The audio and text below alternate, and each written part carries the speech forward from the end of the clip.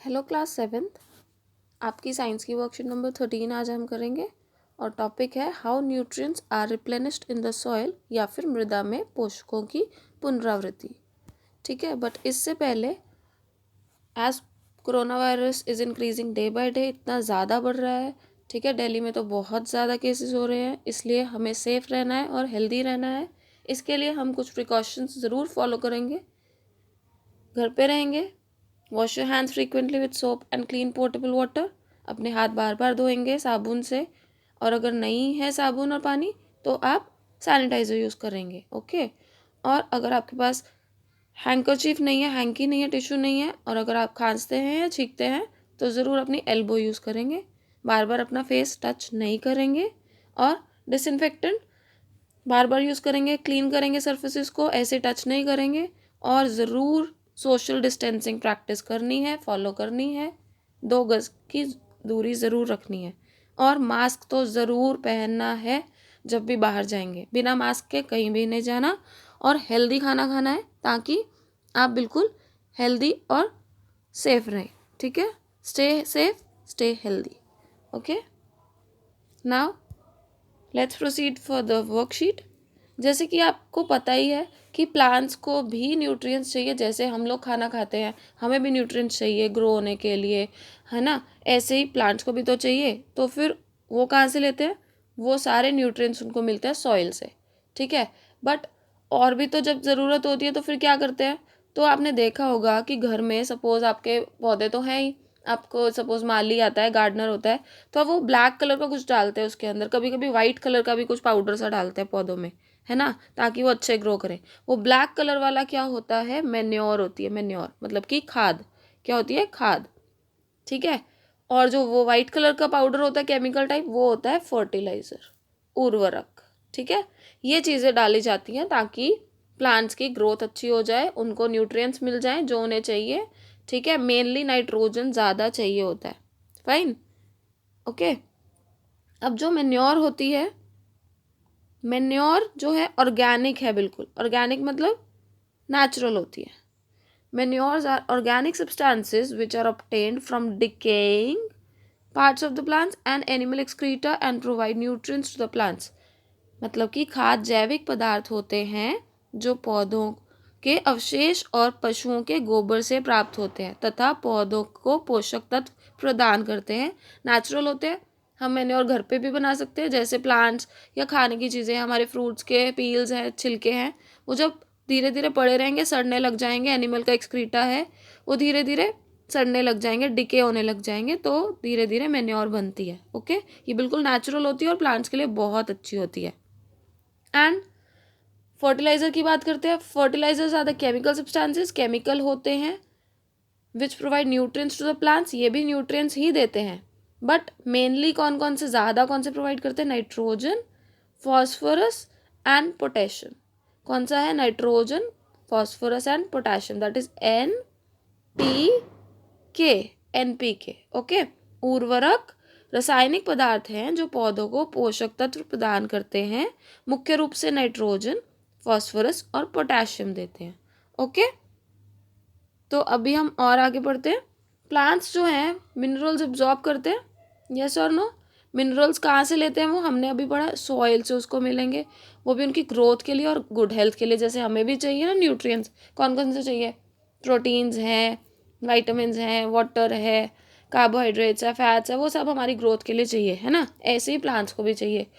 तो फिर थोड़े बहुत तो वो सॉइल से ले लेते हैं, बट रोज जब बार बार सॉइल से लेते जाएंगे वो धीरे धीरे क्या होने लग जाएंगे? कम होने लग जाएंगे। तो फिर जब उनको कम हो रहा है, जैसे हमें कमी हो जाती है कैल्शियम वगैरह की या किसी चीज़ की, हम लोग टैबलेट्स खा लेते हैं, है ना। ऐसे ही, या फिर हम लोग कुछ फूड खाते हैं जिससे वो, और हम लोग बाहर से लेते हैं, एक्सटर्नली लेने लग जाते हैं, है ना। तो ऐसे ही तो हम उनमें फर्टिलाइज़र और मैन्योर यूज़ करते हैं। ठीक है, जो कि उर्वरक और खाद में यूज़ किया जाता है, जिसमें नाइट्रोजन, फॉस्फोरस और पोटेशियम ज़्यादा होता है, जो उनको प्लांट्स को ग्रोथ के लिए चाहिए। ठीक है, और ये टाइम टू टाइम हमें एनरिच करना पड़ता है सॉइल में, मतलब सॉइल में होना चाहिए, तभी प्लांट्स की ग्रोथ अच्छी होगी। फाइन, अगर ये नहीं होगा तो फिर क्या करेंगे? आपको पता है नाइट्रोजन जो है एयर में बहुत सारा है। Among all the nutrients plants require nitrogen in large amount. सबसे ज़्यादा नाइट्रोजन की ज़रूरत होती है पादप को, ठीक है, अधिक मात्रा में आवश्यकता है। तो अब आपको पता है नाइट्रोजन सॉइल से अगर नहीं मिल पा रहा तो एयर में कितना नाइट्रोजन है आपको पता ही होगा, पड़ा हुआ है। वायु में 78% तक नाइट्रोजन है। तो अब डायरेक्टली तो नाइट्रोजन वो यूज़ नहीं कर पाता, तो फिर क्या करता है, वो सॉल्युबल फॉर्म में यूज़ करते हैं।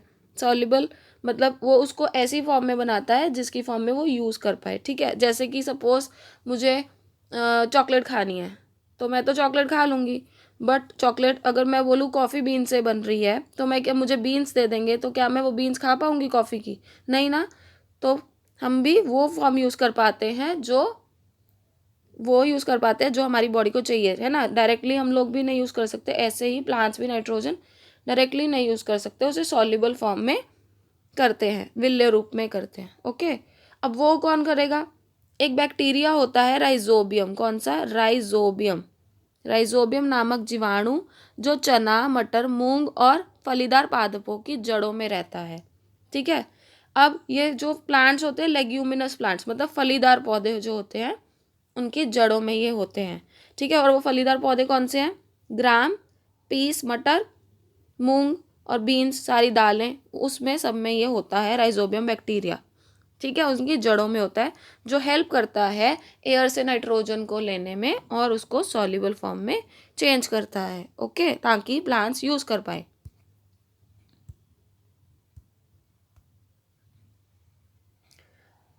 ज़्यादातर ये अभी मैंने बताया कि ज़्यादातर पल्सेस जो होती हैं, दालें जो होती हैं, उसके अंदर वो सारी लेग्यूमिनस प्लांट से मिलती है, मतलब फलीदार पौधों में। तो राइजोबियम उसके अंदर ही होता है।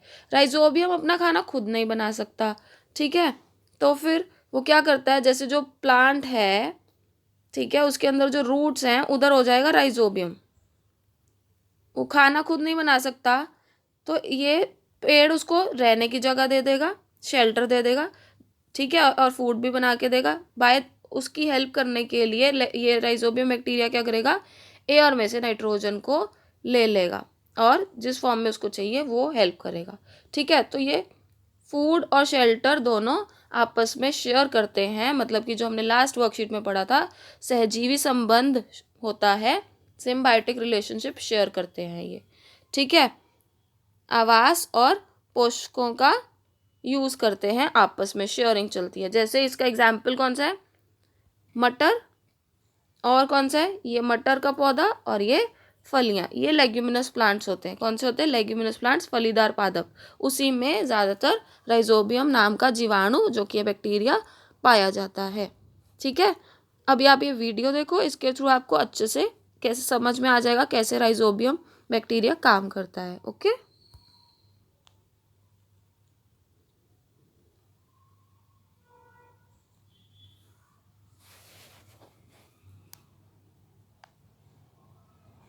पौधों के विकास के लिए प्रोटीन का संश्लेषण करने के लिए नाइट्रोजन की आवश्यकता होती है।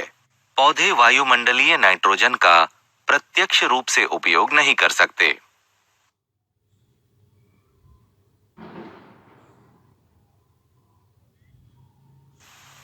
राइजोबियम या नाइट्रोजन स्थिरीकरण जीवाणु जो मिट्टी में रहते हैं, फलीदार पौधों के साथ सहजीवी संबंध बनाते हैं।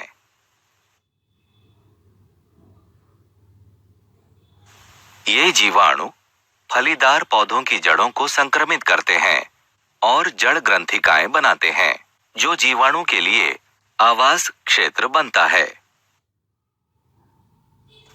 ग्रंथिकाओं में जीवाणु नाइट्रोजन को इस तरह स्थिर करते हैं कि पौधे इनका उपयोग करके बदले में इन्हें कार्बोहाइड्रेट प्रदान करें।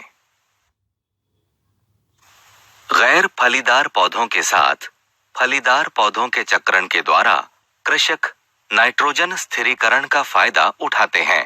मिट्टी में बची हुई ग्रंथिकाएं मिट्टी की उर्वरता बढ़ाती है और कृत्रिम उर्वरकों के उपयोग को कम करती है। वीडियो में देखकर आपको समझ में आ गया होगा, हमें फर्टिलाइजर्स कम से कम यूज़ करने हैं, उर्वरक, क्योंकि वो केमिकल है, पौधों को नुकसान पहुंचाएंगे, और मैन्योर ज़्यादा यूज़ करनी है ताकि पौधों के विकास ईजी रहेगा और अच्छी ग्रोथ होगी। Okay, hope I am clear. और कोविड के सारे प्रिकॉशंस लेने, अपने आप को सेफ रखना है। Have a good day.